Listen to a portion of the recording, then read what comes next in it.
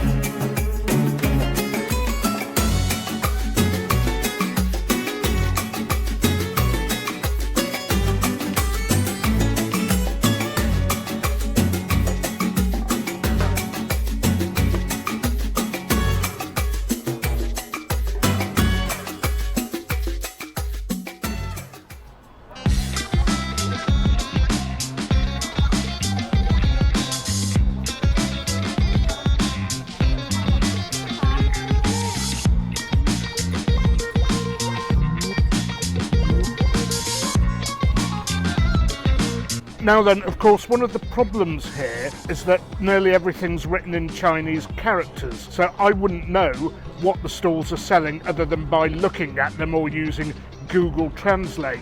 If you come to China, I would strongly recommend getting a good VPN because you need services like that, and as you can see, the locals are very friendly. However, English and other foreign languages are a little bit thin on the ground. Now, in terms of tasting menus in China and this Michelin style eating, it's something that I would never have thought they'd be able to pull off well. I mean, maybe it turns out to be the case that they can't, but it's had good reviews, albeit mainly from Chinese customers, so I'm optimistic about tonight's experience. I've seen the wine list and it's good. The only thing is, does spicy food, for which this province of China is famous, match well, A, with wine, and B, being served up as a tasting menu? I'm guessing it will be, but I'm guessing it won't be that spicy either. At the end of the video, I'll take you to the pub for a pint. I think they serve Guinness, not expecting much there, but with a good city performance on top of this meal, I'm hoping for a great evening.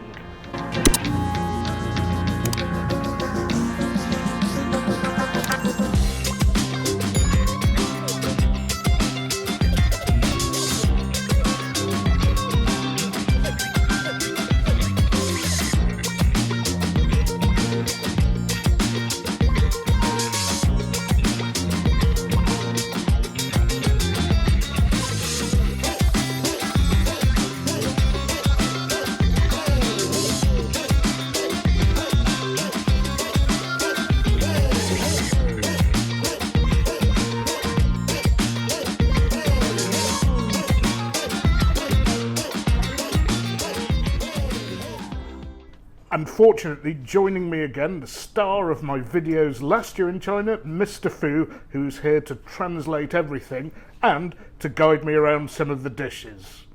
And we started rather oddly with melon, I guess that's to cleanse the palate, and some tea, and Mr. Fu's going to explain what type of tea we're having. Yeah, it's the tea comes from Fujian province. It's the same hometown of the famous oolong tea.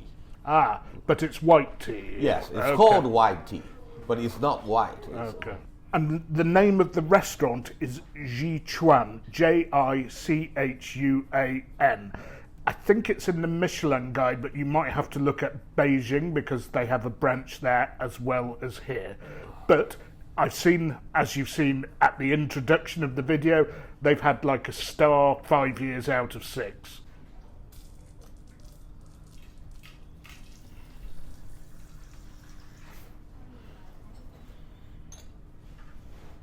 Stock.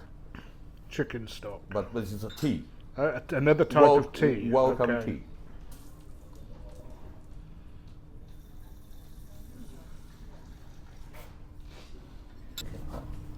那有什么需要跟你找我就。好嘞，多谢多谢。 So, Muttonistas, having told you this place had a star, it has a plate. All the stars are from the Beijing branch. I have to say, if the food is as good in both places, I don't see why this place wouldn't have a star as well. But to be honest, those ratings are made by other people. It's the mutton's rating that counts.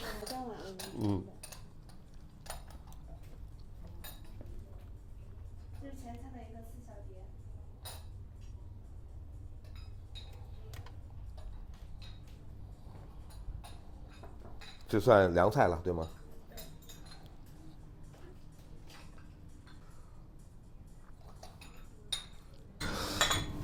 Now, every good Chinese meal, and especially Sichuan meals, do start with cold dishes.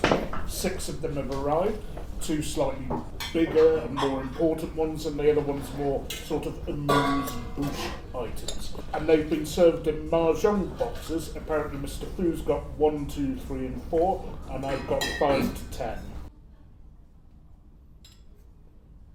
This is a Michelin plate, but in 2024 they still need a little bit more time because this is a new restaurant opened not close to a year. According to Michelin's regulation, you have to have opened for at least 1 year to have a plate or whatever, or 1 star or something. So they're waiting for their Michelin plate only after they opened for a whole year. Right, Muttonistas, on to tea number 2. Yeah, that's quite interesting. Tea with chicken stock? And some flowers. It's quite tasty though. More like a soup than a tea, I'd say. So before we get on to the dishes, apparently this building is 100 years old. Beautifully picturesque, I have to say. Obviously restored and renovated, but it is a smashing venue in which to dine, Muttonistas. So let's get stuck in, Muttonistas. I've been advised to go light to heavy from left to right.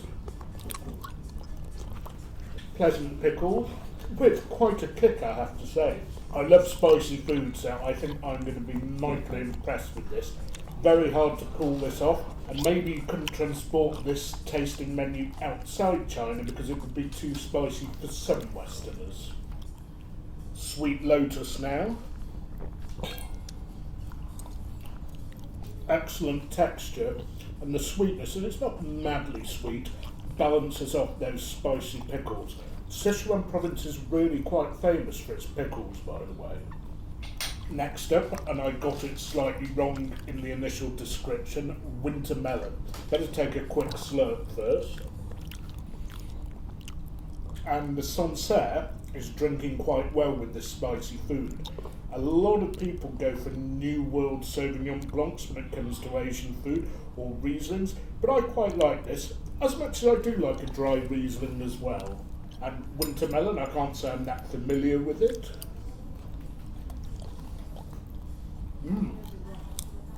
Very soft in the middle, hint of the natural sweetness from the fruit, but with a spicy kick as well. And now for the nori seaweed, and I think I can see some edamame beans, the fancy Japanese beans that are now served as snacks with drinks at a lot of, shall we say, watering holes. Crispy, with a slight hint of garlic, I think. A top up on the tea came just in the nick of time. And now on to the 2 main cold dishes. Fish first. Okay, the green sauce, or the green oil under the fish, comes from onion. I'm not sure whether it comes with olive oil or something like that.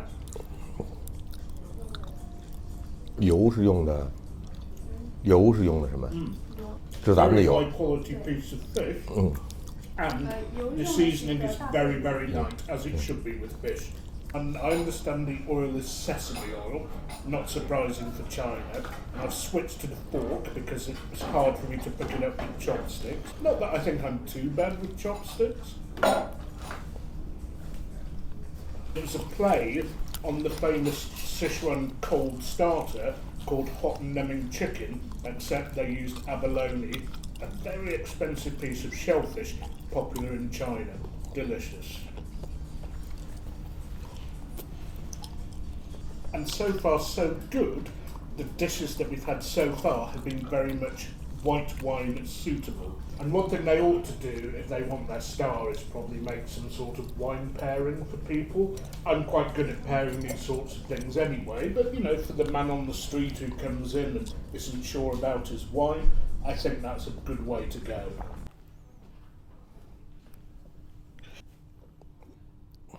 Ah. 寻龙筋酸菜芸豆汤 that called Sturgeon. Sturgeon. The fish is the sturgeon, but they use the tender on the back of the fish together with, do you know this word? Like German, they have. Yeah. Fermented cabbage. Yeah. Chinese style kidney beans. Yeah. This is a mixture to all together with the main soup of the day. Yeah.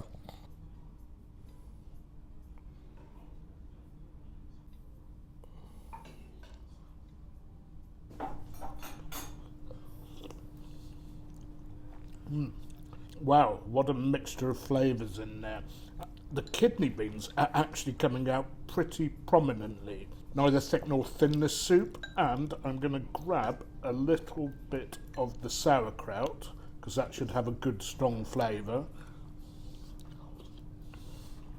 Not as heavily pickled as in Germany or kimchi in Korea, but still has that something about it that other vegetables don't have. I love fermented veg. And of course, given we're in Sichuan province, it's got a bit of spice about it as well. And in case you're wondering, the wine pairing has stood up nicely and paired well with everything so far. However, something looking red and angry has appeared in the middle of the table.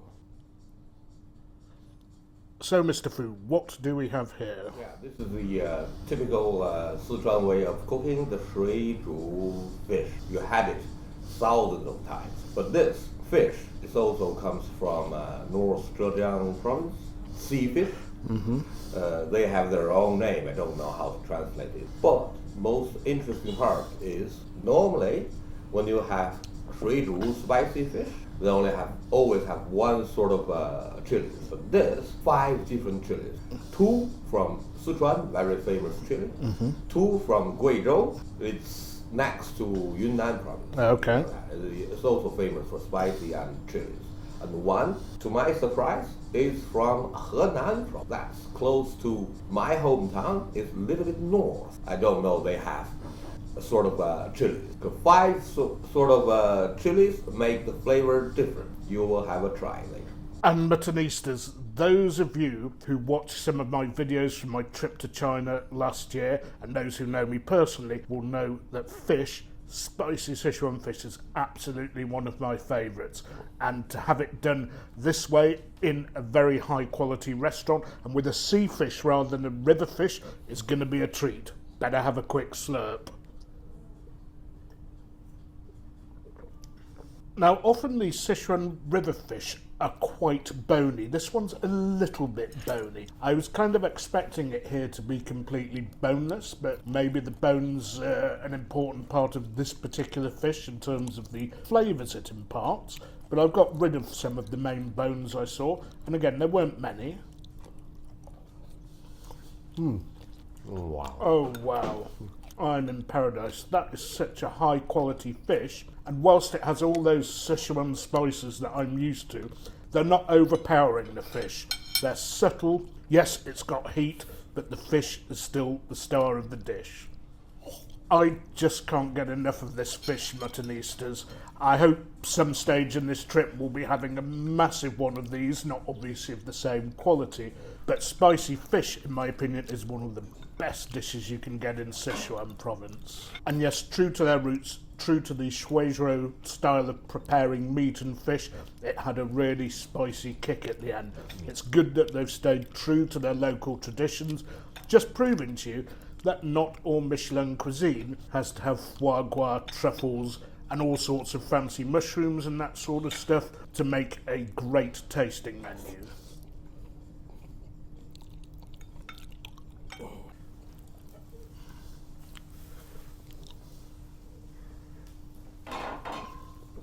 look at the color. Crab, okay. And how's it prepared? 怎么做的？对，生焗，下面用那个难死我得了。蒜焗这字儿，这个怎么翻译 Did I hear the words dazache there? ？Yes, yes. Okay. From Zhejiang. So this is very interesting, Muttonistas. It's dazache, which I think is the hairy crab, am I right? It's a very, very expensive and popular crab dish in China. I believe only eaten in the spring, correct me if I'm wrong. And it's served with green peppercorns and fresh green chilies. Not often you see that in Sichuan province, usually dried red chilies and the normal black or red Sichuan peppercorns. Now, doesn't this look exciting, that crab? Crab, you don't see that often in the UK, even though we have tons of it available. It's just not ordered very often, so you don't see it on that many menus. But here, really popular. And the way they've smashed it and served it, it's very easy to get at. Having said that, we have a little pair of disposable gloves here, but I'm going to man up and use my hands.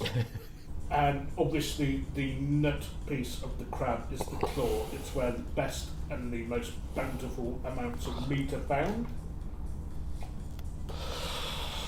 What beautiful fresh shellfish that is.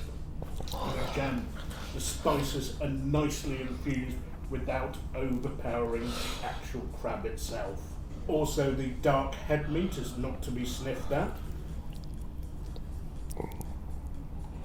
它特别 And I was told that the chilies are really spicy, so obviously I'm going to have one of those. Nicely cooked, and not as spicy as I was led to believe. Although, at the end, the finish, you do feel it. And I found out a couple of things. I was wrong again. Apparently it's autumn, sort of October, the main season. And we're eating female crabs, and some people insist on the male ones because they don't like the roe. I do like the roe. And the other thing I found out is that a couple of those green chilies were viciously spicy, but you don't have to eat them. And Mr Fu struggled manfully with a couple of those green chilies, but he seems to be all right now. 大杏仁片。 Almond on top. Yep. Australian. Beef. Yes. Is, They. is it the fillet or some other part of it? 这个叫什么小排是哪 ？Rib. Ribeye. Rib. Ribeye. Have 5 different of tastes. Okay. I know what they mean, but I can't explain how it feels. You Okay. will have it. Well, Muttonistas, that's what I'm here for, to describe the flavours involved to you. Obviously, some of these flavours are hard to translate from Chinese, but I'll do my best. And as a little preview, I've been told that all the 5 senses of taste are wrapped into one dish here. Sweet, salty, sour, bitter, and I've forgotten what the last one is, but I'm sure it'll all be a fantastic melange of flavours. Now on to tea type number 4, the Crow's Hermitage, or the Hermitage rather, from the northern Rhone Valley. And this has been left to settle in a decanter for an hour, and it's now absolutely perfect. When I first tasted it, it was a little bit sharp, but I could taste the fruit, so that's always a good sign. Don't be put off by your first taste sometimes. And unlike in Europe, the meat is cooked through. I would say it's medium well, not well, but it doesn't always mean it's a bad thing. Very, very rich taste, and if you're going to cook a piece of meat quite well, the rib is the best cut, or the ribeye even is the best cut to do that with. With a fillet, it would be a bit of a crime. Think of it as, say, a good piece of beef served in a port wine reduction, but Sichuan style. Just a tiny hint of spice, not very much. You wouldn't want to go mad about a good piece of beef in terms of making it too spicy. Lots of other dishes here you can do that with. And the almonds actually balance out the little bit of spice there is beautifully to provide not only contrast in taste but also in texture. So a great combination. And of course, another great combination is tea number 4, the Rhone Red.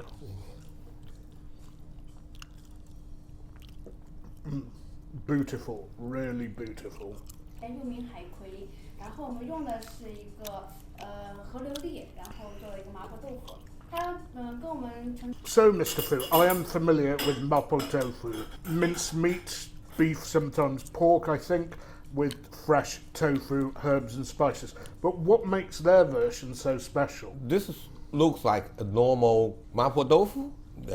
You can't avoid it if it comes to Sichuan dishes. This is one of the most famous dish. But the chef used sea animal. Sea anemone, yes? Yeah. That's the main point of they make this flavor. Mm-hmm. But let's try have it. This can go with. They will serve you some rice. Okay. And of all the Chinese dishes to pair with rice, this is actually one of the best because you don't want to miss any of that sauce.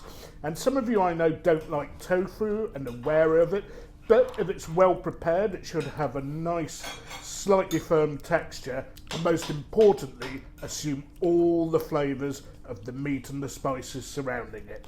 Better have a quick slurp to cleanse the palate. And I do hope that the wine stands up to this. Of all the dishes we've had so far, this is the one that worries me might not be such a great match with the wine, but we'll have to wait and see. And thankfully, this has been served with a spoon. This would be pretty difficult for me to film and eat with chopsticks. Hard enough to eat anyway with chopsticks. Almost a creamy texture, not quite as firm as foie gras, but not far off it. And whilst it could be done with pork, this one is done with beef. And wow, that is spicy. Very salty as well, but really spicy. I think some of you would probably find this too spicy. It's good for me. It's probably aimed more at a Chinese clientele, but if you like spicy, you will adore this. And I'm sure if you come here and you don't want it quite as spicy, they can probably tone it down a bit for you.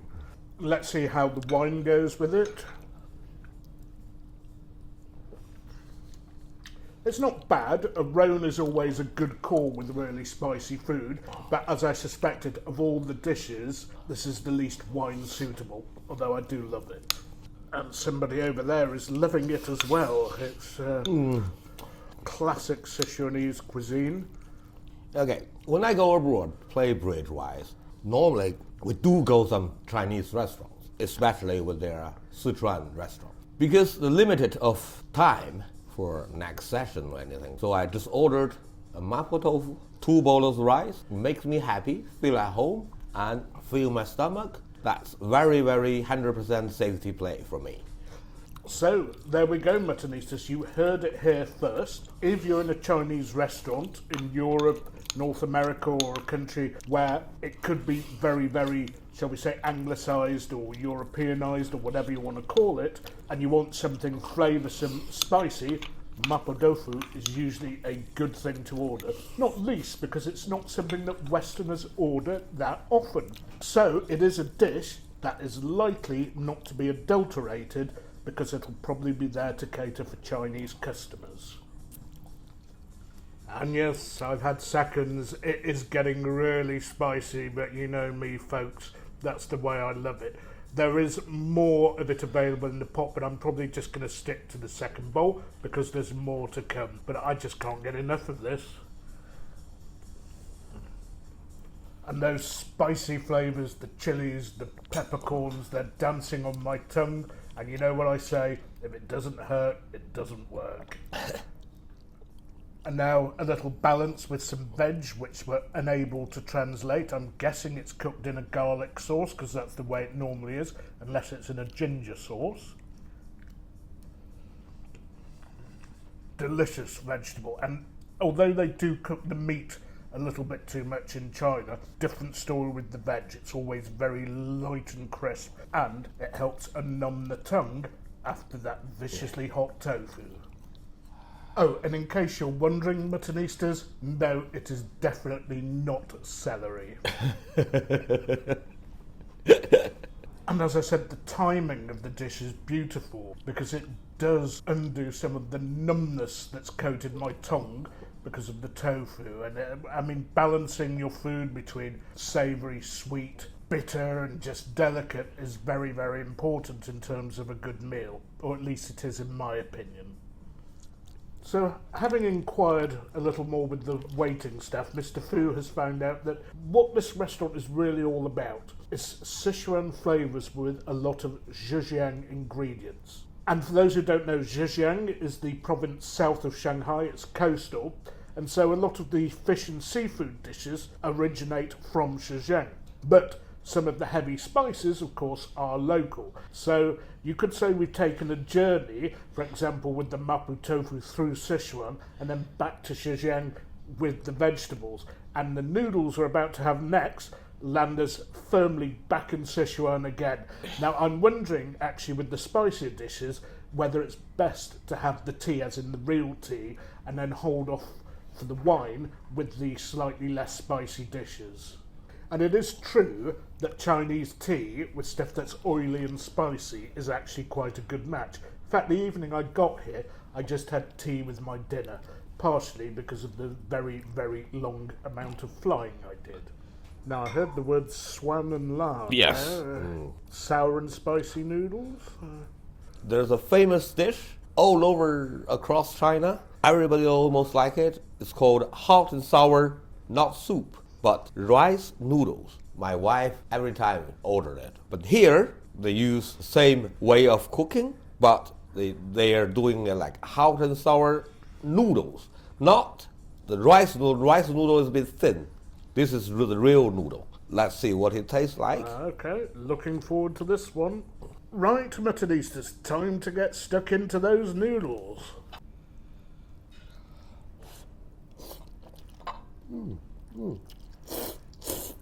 And before you ask, it is normal to slurp your noodles here. In fact, I'm going to give you one very delicate pose, leaning over the dish, because if I don't do it that way, I'm going to be red instead of blue today when I go to watch the football.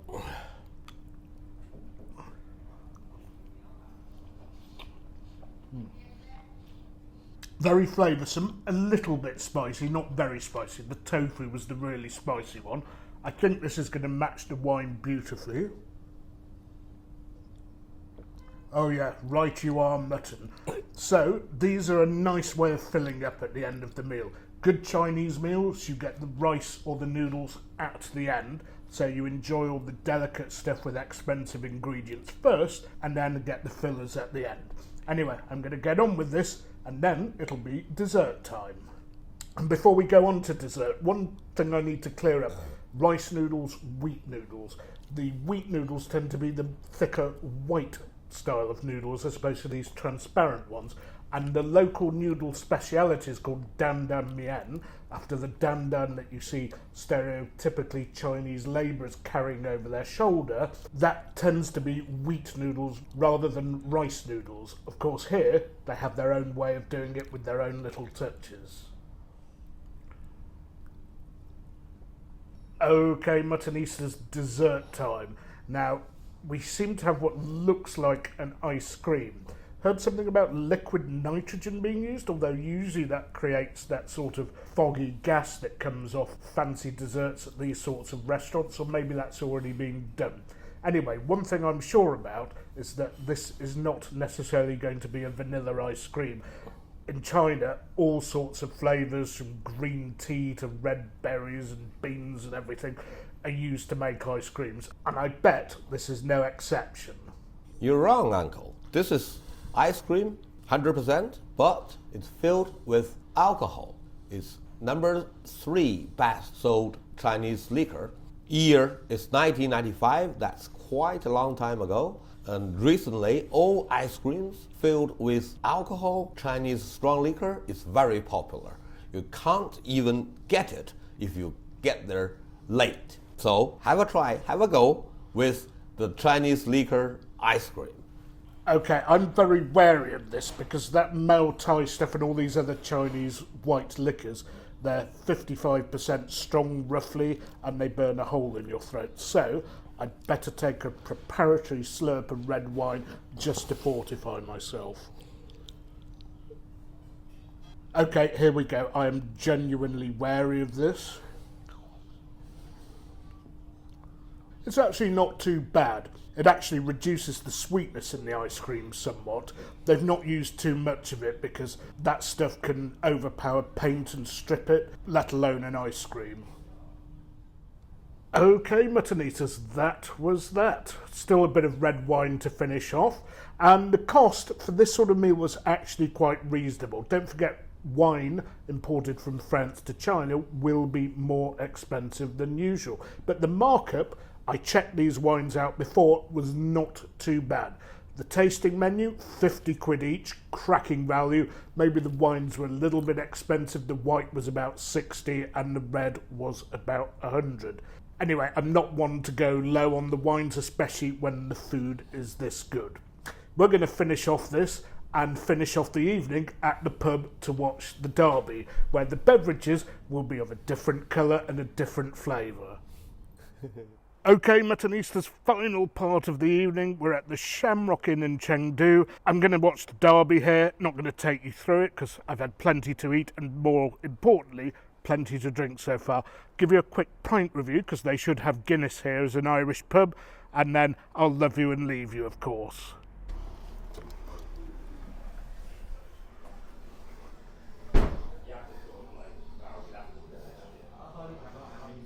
Okay, Muttonistas, in the Shamrock. It is an Irish pub, a bit quiet on a Sunday night. Obviously, people have shot their load over the Saturday and unfortunately watching Liverpool get that tight win. But we're here to review the Guinness and cheer on City, so let's give it a whirl.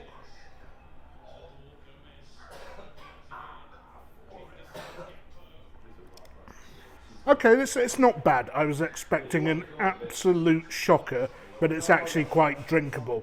I'll do another of these for my Instagram account and then I'll probably switch over to the lager because it's not good enough by my standards. But for China, if you're itching for a Guinness, this is okay. Anyway, Muttonistas, I'm going to have to love you and leave you as always. I hope I get the time to bring you more food and drink reviews from China. Might not be possible, but I'm hoping it will be. But for now, it's goodbye from me. Goodbye from Mr Fu. Yep. So remember, as always, folks, to keep liking, keep sharing, keep subscribing, but most of all, don't forget, you can't beat a bit of mutton.